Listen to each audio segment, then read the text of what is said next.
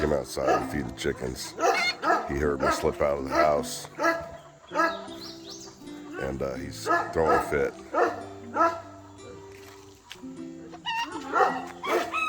This boy here is absolutely emotional, like very, very, probably the most emotional dog we've ever owned. Right now he's like a little kid throwing a fit. He wants out so bad. He wants to be loved on. In a minute he'll go into his little whine. Let's see if he'll do it. When he doesn't see you, he just sits there and whines. Like a little crybaby.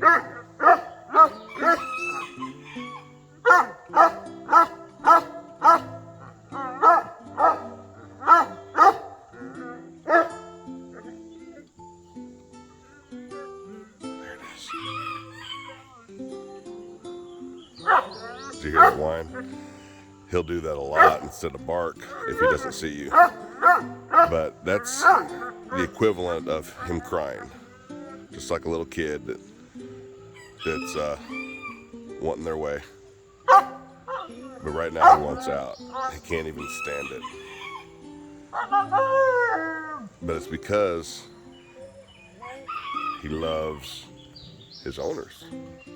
We love him. I'm going to show you all something about how tender these guardian breeds are. We have some newly born kittens, and I'm going to show you how he behaves around these kittens.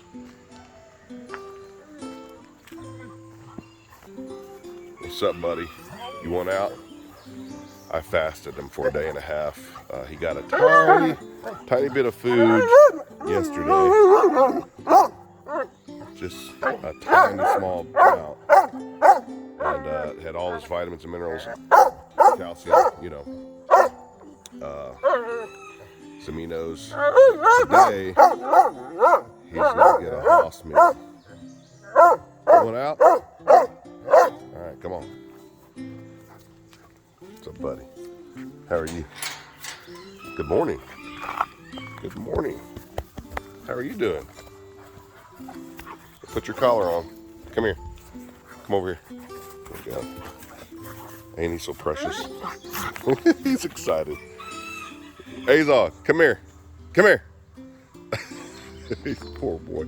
He's gonna check the chickens. Come here, Bob. Come on. Come here.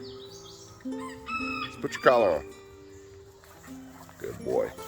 All right, we're going over here to where the kittens are at. Excuse the mess. We never really picked up everything after we poured that right there, the footer. So let's go in here. Look at these kittens. Come on. Not the mama cat.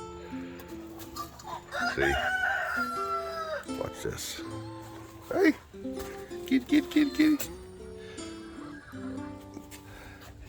They smell Azog. Alright. There's Azog. You always let them sniff the behind to let them know that they're not food. Put them down. Good boy. Good boy. See, he wants to play. And that's his immaturity. He wants to play with it. But he does not want to harm it. Good boy. Good boy. Be gentle with it. Be gentle.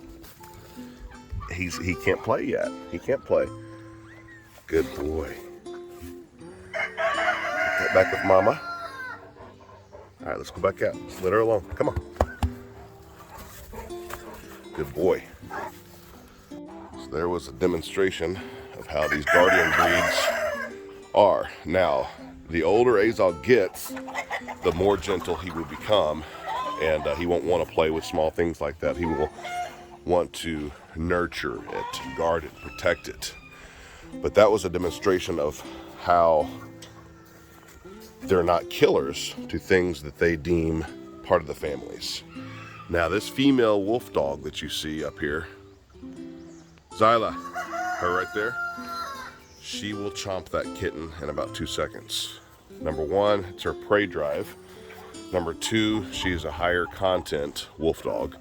And number three, she was not raised around small animals such as cats. She was raised around Nixie. That's pretty much probably the only thing that she would accept around here is Nixie, because she's a dog. She may accept, she does accept Cleo, which is a Maltese. So let me correct myself. But kittens, she wasn't raised around those. She'll chomp them. Zulu, the big boy up top there, the male, he's a lesser content. He's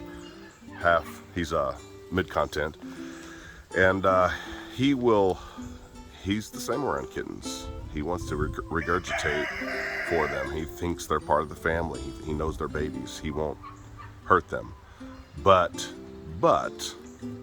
the difference between his motivation and Azog's, Zulu was raised with kittens from a very, very small age and programmed to accept them, whereas Azog was not. He naturally does it on his own.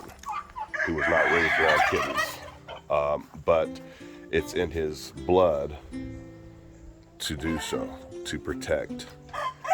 Now, when that thing gets out, that female wolf dog, or any other dog comes in the yard that he deems a threat, he wants to put that animal in its place. He wants to dominate that animal. And that is also in his blood. And the older he gets, the more intense that's going to be, that drive for him to dominate, to eliminate the threat to his family and his property.